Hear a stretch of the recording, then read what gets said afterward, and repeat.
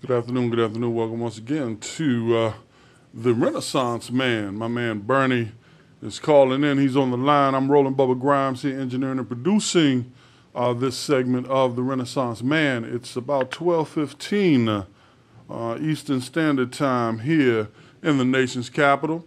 I have my man Bernie on the line. Bernie, can you hear me? Yes, sir. How you doing? Awesome, awesome. Bernie, this is the month of April, and this is when all kinds of wonderful things happen. Yes, yes, I did, and we use the term wonderful loosely. Yes, we do.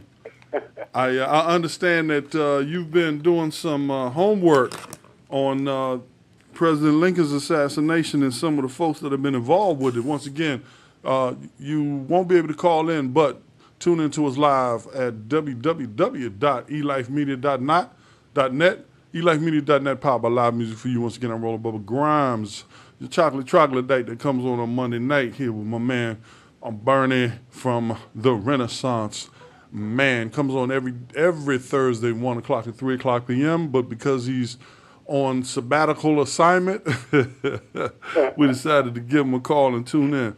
Bernie, man, what have you learned about some of the folks that have been involved with the thing that we know as the Abraham Lincoln assassination? Yeah, I learned a lot, brother. And Wow. to start with, so this was the week that on this date or during this week in 1865, this was the time period between the assassination and the manhunt for John Wilkes Booth, the actor. Okay. And so right about this time, he was down in southern Maryland.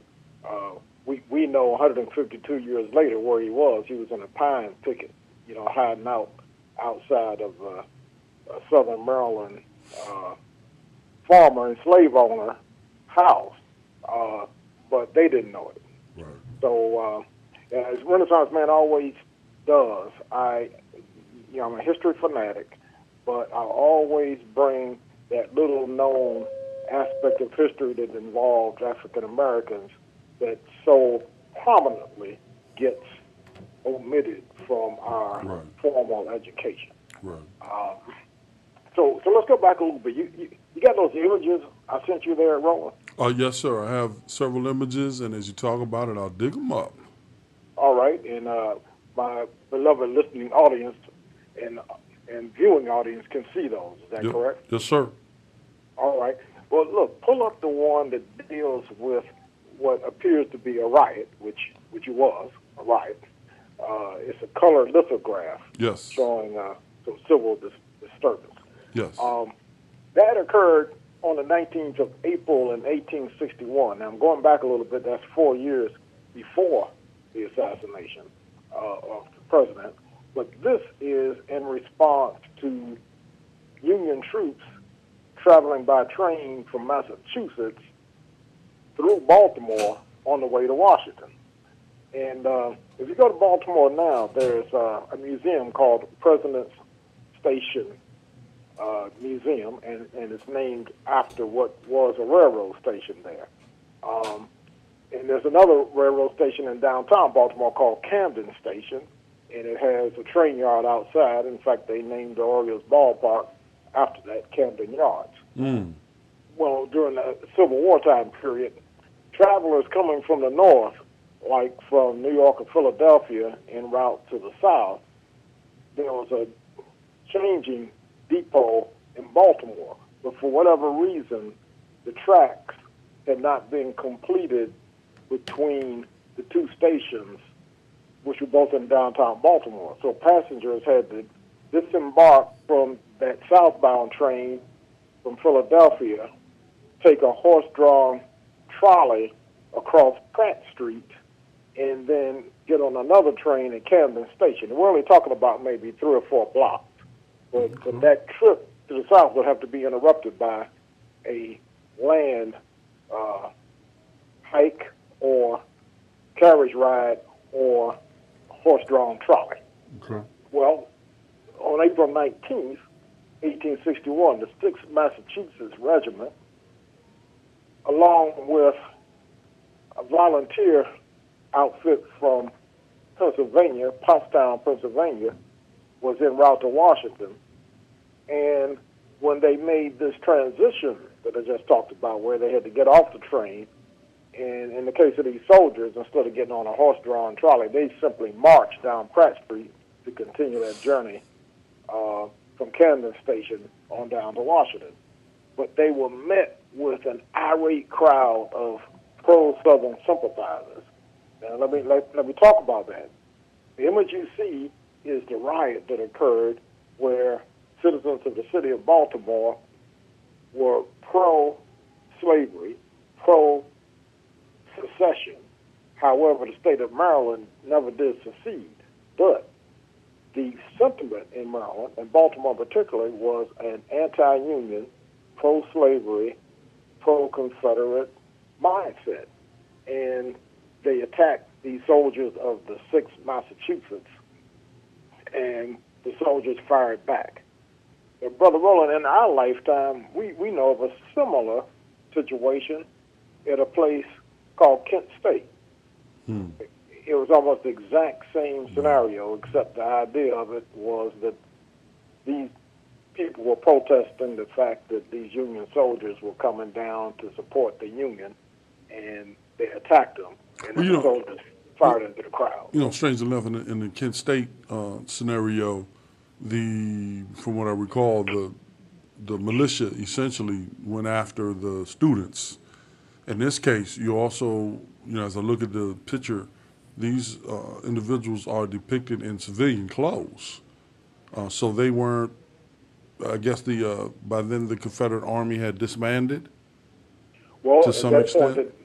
The Confederate Army had really barely formed, because this is the very, very beginning of the Civil War. This is only 1 week after the Confederates had bombed Fort Sumter. So the war is only about a week old at this point.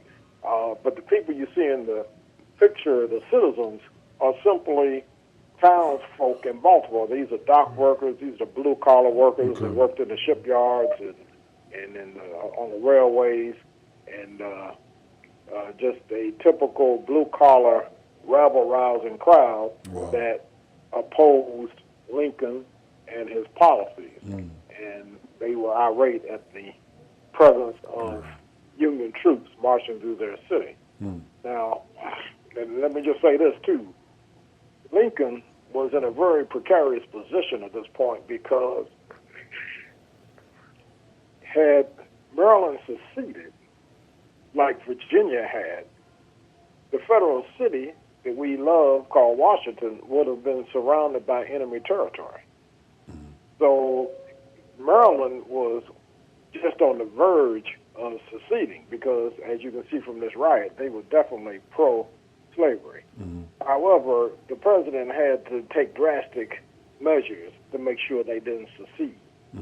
So what he did is he had all the state legislators in Annapolis transported up to Fort McHenry, which is in Baltimore Harbor, put them in the dungeon, and kept them there. So now y'all can vote for secession if y'all can figure out how to do it, but y'all won't be down here in this dungeon. So for the most part, Maryland did not secede from the Union, because Lincoln saw to it that there could never be a meeting of the state legislature. But he was well advised to do that, because look at that picture. Maryland was all ready to go to the South, but as it turns out they didn't. They ended up keeping their slaves, but they never joined the Confederacy. So now African American history, Renaissance man's got to come back with that. There, on Pratt Street, a militia from Pennsylvania. They were near Pottstown, Pennsylvania.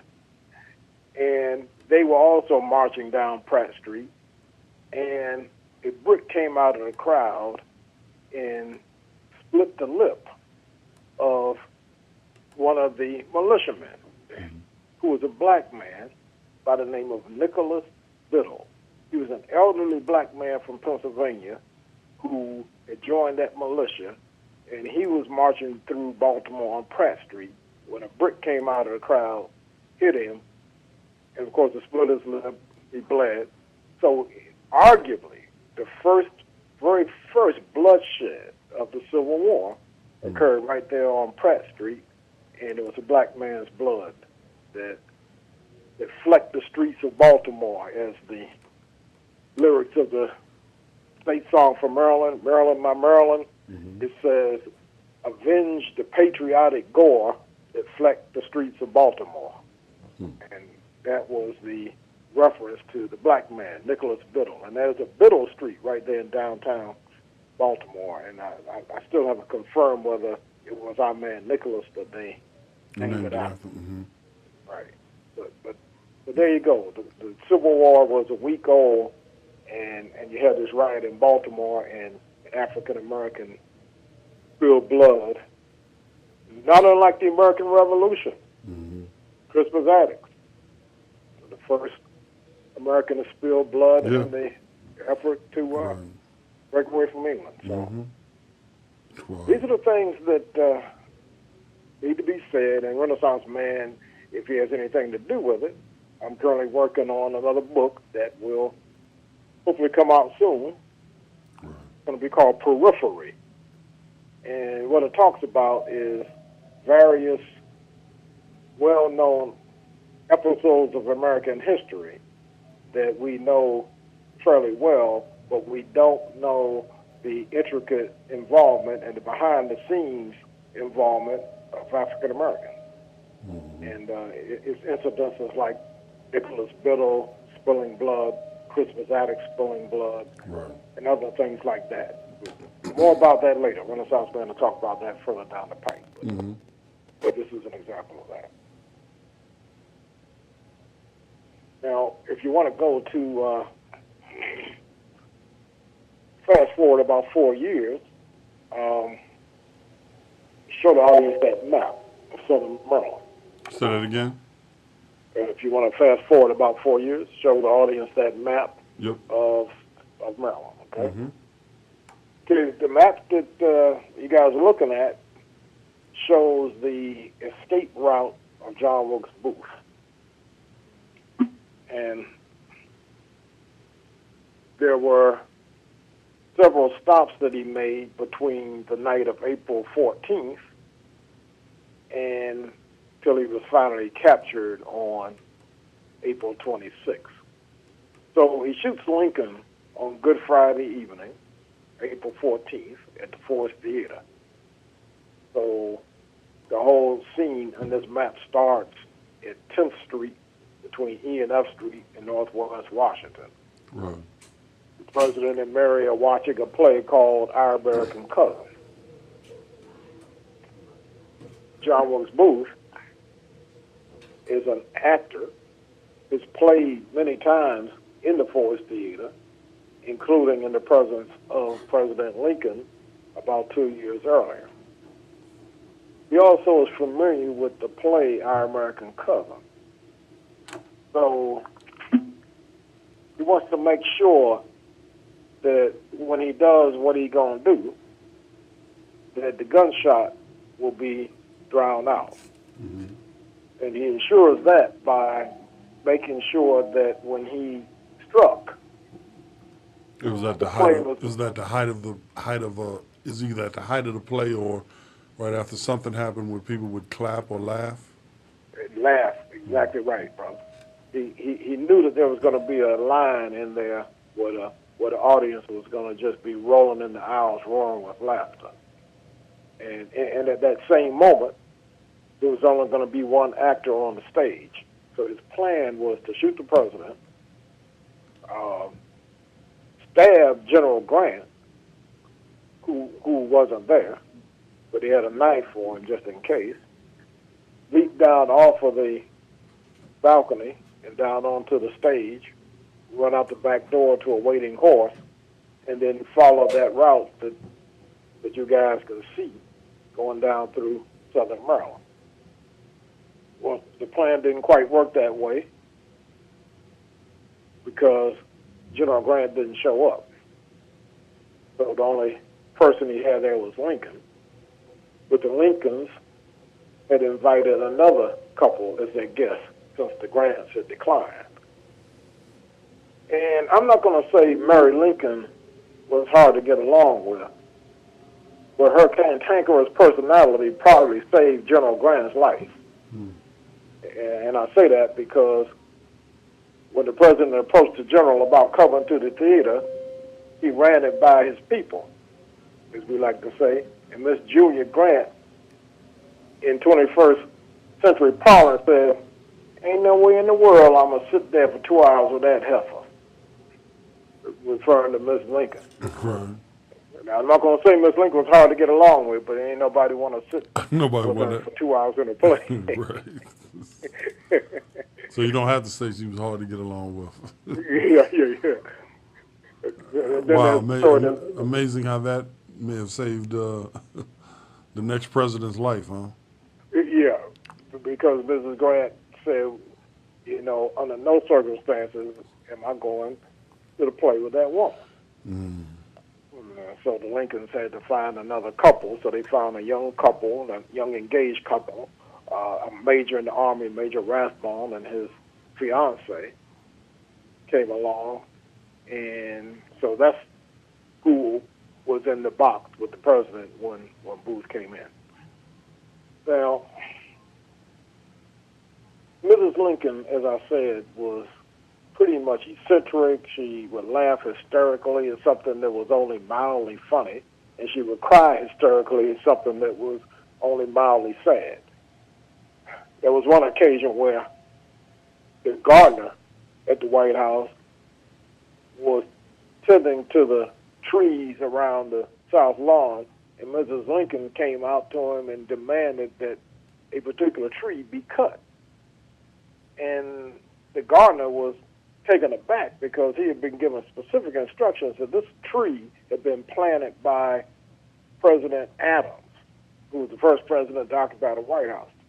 And it was maintained by all the other presidents. It was supposed to stand as a symbol of liberty and a symbol of American democracy and should never be cut, right?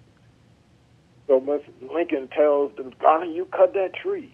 So the gardener comes into the White House and tells the president, he said, "Mr. President, Mrs. Lincoln wants me to cut that tree, the one that Adams planted, the one that Monroe read the Monroe Doctrine under, the one that the War with Mexico Declaration was read, and it's a famous tree, and she wants it cut." So the president asked the gardener, he said, "Mr. So-and-so, did Mrs. Lincoln ask you to cut that tree?"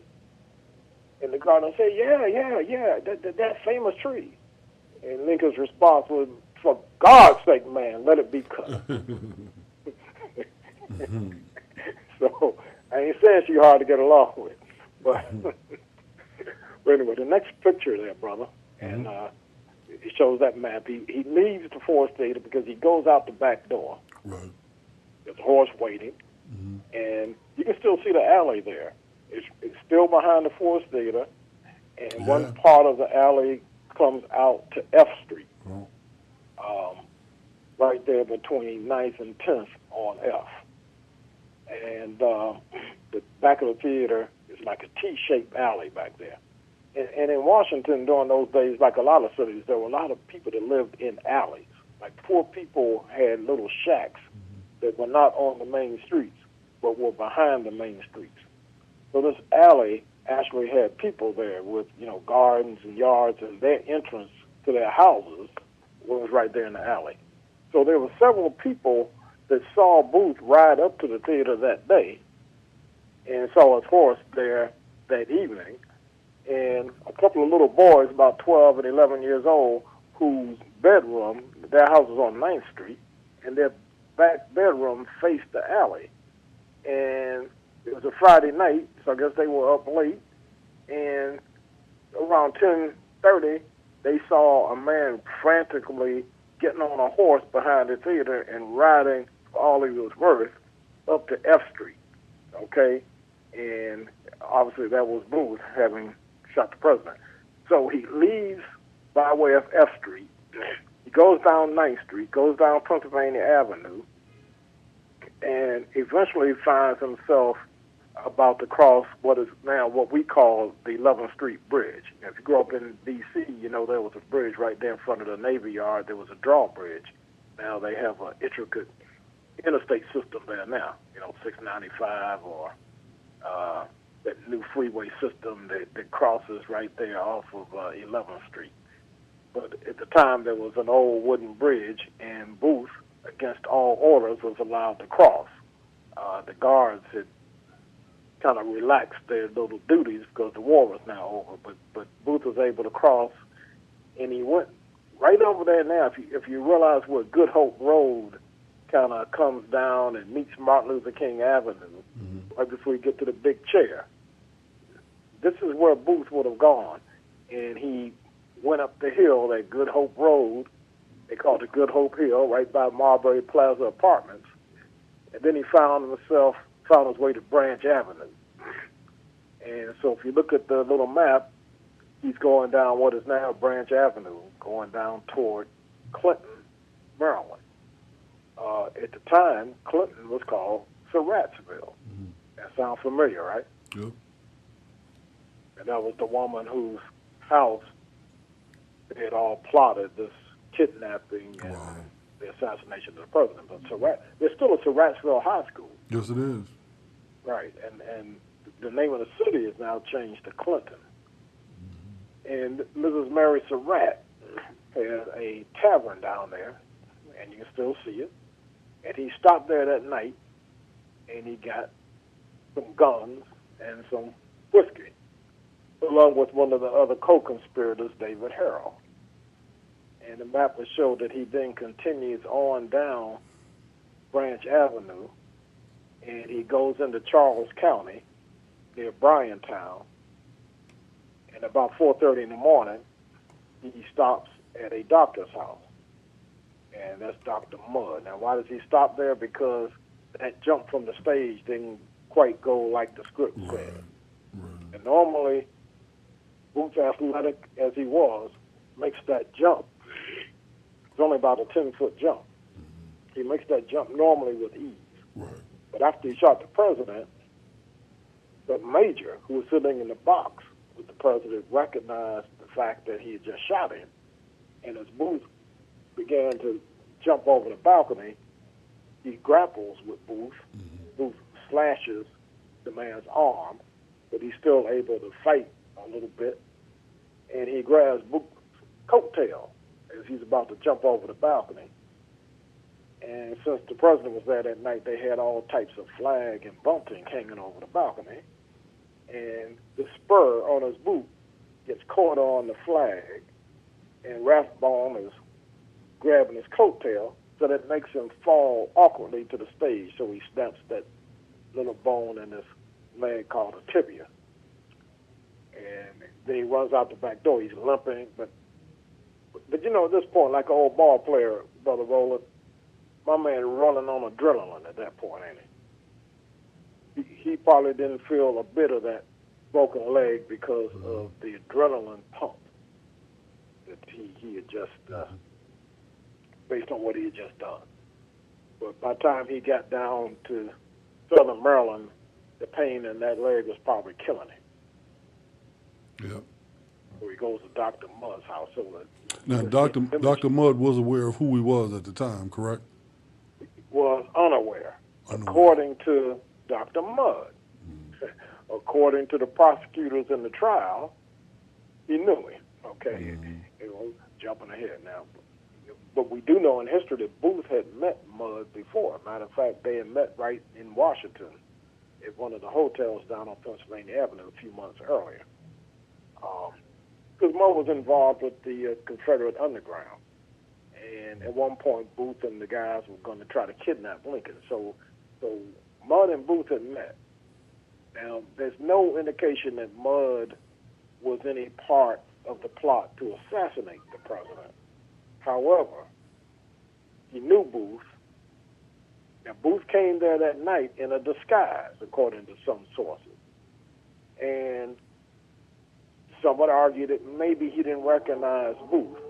Now, what we do know, Lincoln was shot at 10:15 at night, and he gets to Mudd's house at 4:30 in the morning. Now, we do know that you knock on this doctor's door at 4:30, and he wakes up groggily, Right. We do know that he had no idea the president had been assassinated. Last I checked, there was no CNN and no internet and no cell phones. So there's no way Dr. Mudd would have known that the president was assassinated. However, he takes the Hippocratic Oath, of course. He graduated from the medical school at the University of Maryland. So as a doctor, a stranger comes with a broken leg. He sets his leg. Now, the next morning, Saturday morning, he goes into the town of Bryantown. And there's a tavern there, like a general store, and you can still see that tavern right down there in Charles County. And then he learns that the president has been assassinated. Now he's suspicious of the two strangers that came to his house. Right. So he goes back to the house Saturday afternoon and kicks them out. So you boys got to go. Now you can see the house there. You can see the house as it looked in 1865, and you see the insert, the little picture of Dr. Mudd. And then the other picture shows the house as it looks today. And it's little or no changes other than just some maintenance. But that is the house the way it appeared to Booth as he rides up in the moonlight on the night of early morning of April 15th. Now, you knowing you're the most wanted man in America at that time, you're traveling through the night, and basically, you don't really know what you're going to encounter, and you're hurting real bad. Right. Booth must have been a very athletic, very strong human being. Yeah, he was definitely athletic. In his plays, he played the role of Julius Caesar. He played all manner of, like Macbeth and other Shakespearean roles that called for athletic activity, because a lot of Shakespeare's plays involve sword fights and that type of thing. He was definitely athletic. Mind you, he was only 26 years old, so he was, in the prime of his life, in his youthfulness. But he had to know he was the most wanted man. But here's where he was disillusioned. Okay. He knew that he was the most wanted man in the North. However, he thought that if he could, the reason he took that route of escape, he thought if he could get into Virginia and further south, he would be hailed as a hero. And he thought that the sympathy that he would get in Southern Maryland, and now he wasn't misled in that too. In the previous election of 1864, Lincoln only got one vote in Prince George's County. You hear me? He got one vote in PG County.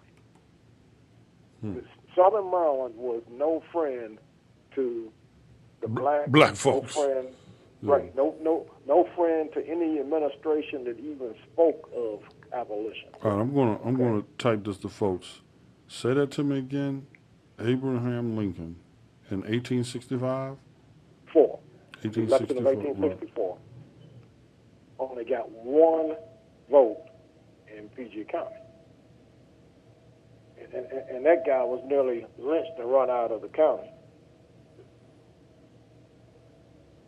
But that just illustrates the sympathy that that part of Maryland had for the South, which is why Booth wasn't completely off base in thinking that if he comes into Southern Maryland, he would receive some type of help. And he wasn't wrong. See, after he leaves Booth's house, Mudd kicks him out. Kicks him and David Harold out. Harold was one of the other conspirators. And you can still, if you go down to that Mudd house now, it's open, I think, Wednesdays and Saturdays, or Wednesdays and Sundays. But you can still see, it's still an open space, nothing built around it, no different than it would have been then. And there's a road leading down from the house, not from the main highway, but out toward the back of the lot where the house is. And if you use your imagination, you can just envision David Harold and John Wilkes Booth traveling down that road on horseback after Mud kicks him out. But here's where Mud's name became Mud, no pun intended. When he finds out that Lincoln was assassinated, when he goes to the store in Bryantown and he kicks him out, he doesn't tell anybody. Right. Then he goes to church the next morning, 24 hours later. Southern Maryland was highly Catholic back then, so he's at the Mass. He then tells his cousin or someone else that, I think those two characters that were at my house last night might have been the assassins of the president. So he reveals this, and I think his cousin may have told the authorities, or he may have told the authorities. So the authorities come in and investigate a little bit and ask him a few questions, and they met with him a couple of times to get statements. And in the course of giving those statements, he had a few inconsistencies. He's stuttering, he's lying, he's dancing and all like that. And notwithstanding what his descendants, the young lady that runs the tour down there is one of his descendants, and they all swear up and down he was innocent and all like that. But he gave inconsistent statements. He couldn't explain why he waited 24 hours to report the fact that he thinks those were the assassins. Now, under the day's jurisprudence, and probably under any type of criminal investigation today, that might not have been enough to arrest him. Okay, but since this was the first president ever assassinated, they were in a frenzy. They didn't know what, they were locking everybody up. If anybody that walked past the jail, they would not, you must be going to the jail. You must know one of the assassins. You locked up. I mean, Right. I'm only exaggerating a little bit. Okay. But so Mudd was charged as an accomplice because he didn't report what was going on. And then there was evidence that he had known Booth before. He may or may not have known there was Booth there that night, but his actions were just a little too suspicious given the fact that the president's assassin was right in your house and you let him go and you didn't tell nobody. He, essentially, by waiting 24 hours, he gave the boys a head start, is the way they looked at it. Okay, but in the meantime, they leave the house and they're wandering around the woods. Now, there's a swamp down there. If you go down Route 5, you still see a sign that says Zakaya Swamp. Mm-hmm. So Booth and Harold are walking through the swamp when they run across a half African-American, half Piscataway Indian by the name of Oswald Swan. And we're going to call him a black man for our purposes. Okay. They encounter Swan, and they want to know how to get to the home of a Confederate underground message runner, courier, by the name of Samuel Cox. Okay. So Swan says, I'll take you there if you give me a few coins. And so sometime between the afternoon of April 15th, the Saturday, and in the middle of the night on the morning of the 16th, which was Easter Sunday, just like this year. By the way, the 14th was Good Friday this year, and the 16th was Easter, just like it was then. Mm-hmm. Sometime in there, Oswald Swan gets them to the home of this Samuel Cox. Now, if our viewers can look at that final picture, which shows an old farmhouse, that is the home of Samuel Cox that still stands down there in Charles County. And it's right off of, I want to say Route 6, which the name of which I can't remember, but it's right off of Route 301 if you're going down 301 through Waldorf and through La Plata. This house is still there, and it is a old farmhouse. And the events that occurred there are as follows. The black man, Swan, takes us takes them to the house. He waits outside. They go up on the porch. And here's where the controversy starts. The Coxes also have a black female servant inside named Mary Swan. Mm-hmm. Now, we're not sure if there's any direct relationship between Mary Swan, the servant, and the free black / Piscataway Indian named Oswald Swan. But I do know this. There are a whole lot of black and white swans still running around Charles County. It sure is. Mm-hmm. Mm-hmm. So they had a presence there. But Mary Swan, and mind you, ultimately Mary testified at the trial, which was held in May and June, and indicated that she had fixed a meal for these two fugitives, Booth and Harold. In the meantime, Cox also had a servant by the name of Woodland. And Woodland was told to hide a rowboat down in the swamps along the banks of the Potomac until these boys needed it. Woodland also testified at trial. Now here's what we need to understand. This is 1865. Most state law said that black people could not testify in trial, or they cannot testify in trial against a black person. However, under the federal court system, just about that same time, during the Civil War, the federal rules of evidence were modified to allow black folk to testify. So if it was a federal jurisdiction, then they could testify.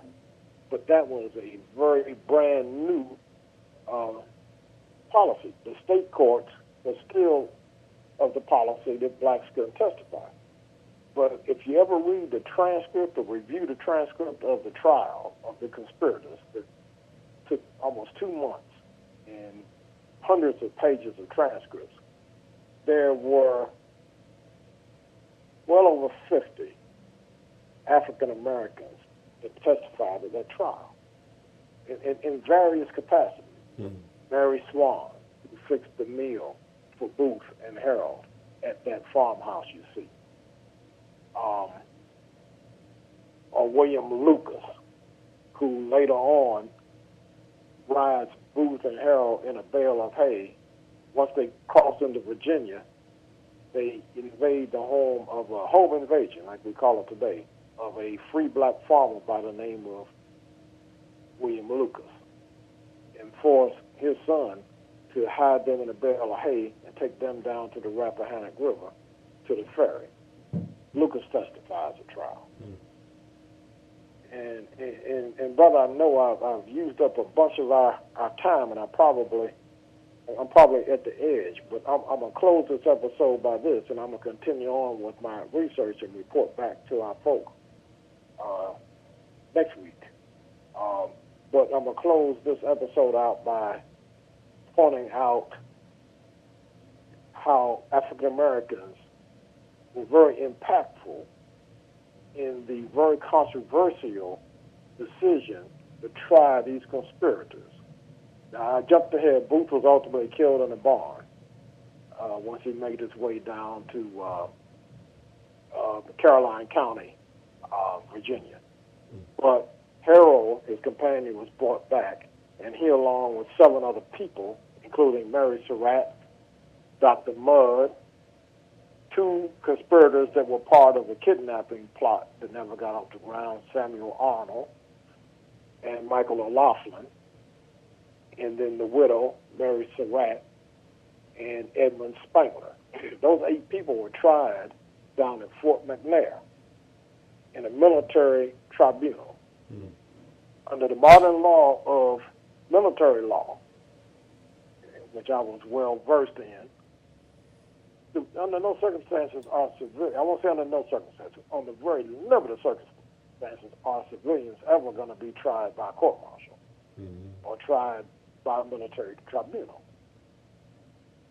But when these conspirators were brought to court and were arrested, there had been a recent Supreme Court case called Mulligan that said that during the course of this war, anytime civilians are suspected of any type of crimes, war crimes or anything else that impacted combat, if the civilian courts are in session, then they have to be tried in civilian court.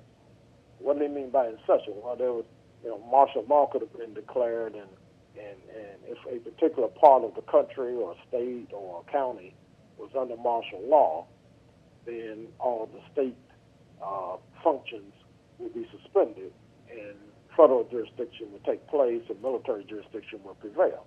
But assuming that's not the case, and there's a civilian court that's up and running, then that's where you have to try civilians. But completely contrary to that Supreme Court decision, Secretary of War Stanton insisted that these 8 civilians, be tried by a military tribunal. Mm-hmm. And they got an opinion from the Attorney General, sound like Jeff Sessions, where they said, well, the president was the commander-in-chief of the armed forces, and they conspired to kill the president, so therefore there should be military jurisdiction. Well, that is completely illogical, completely contrary to the laws as it existed. Right. But nevertheless, they went ahead with it. Why was Stanton so dead set on making sure that these people were tried by a military tribunal, completely against what the court cases said? Because I would imagine that there was a possibility that they would be exonerated. Exactly, and that's 75% of it. And to take it one step further, the reason they might be exonerated by a civilian court was two. Number one, the Supreme Court that would be available would be right there in Washington. And the District of Columbia was a very pro-Southern, pro-slavery jurisdiction. It might be the seat of the federal government, the capital of the Union, but the people there were still pro-Southern, because there was only last Sunday, April 16th of 1862, only about 3 years before all of this, that the slaves were freed in the District of Columbia. Wow. Okay, so D.C. had been a slave jurisdiction right up into the Civil War. That's number one. And number two, since the federal courts, just like I said a minute ago, had now allowed African Americans to testify in trials against whites, Stanton said, well, this pro-Southern, this anti-black population in the city of Washington, and about 1/3 of my damn witnesses are going to be black. Those juries are going to find these people not guilty just because the testimony came from African Americans. And much of the better testimony, the prosecutor's strongest witnesses, came from black people. Including people like Mary Swan, William Lucas, William Bell. William Bell is the one who intercepted Louis Payne, who was the conspirator who went into Secretary Seward's house on Lafayette Square and stabbed him, nearly killing him, which was done at the same time that Booth was shooting Lincoln. So the best eyewitness to that crime was a black servant by the name of William Bell. And why was he the best witness? Because Payne assaulted about 5 people up there in the house, including Seward.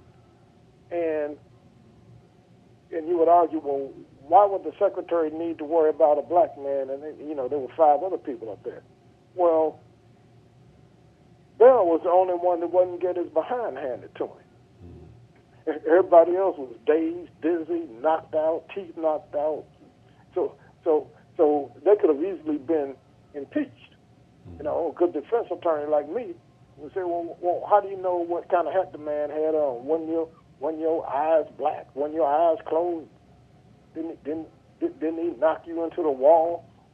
But William Bell was the only one who didn't get his behind whipped up in there. See? So he was a strong witness. Anyway, that's it, brother. Wow. hope the audience learns something. Yeah, man. Renaissance man tries to do that. I'll tell you what.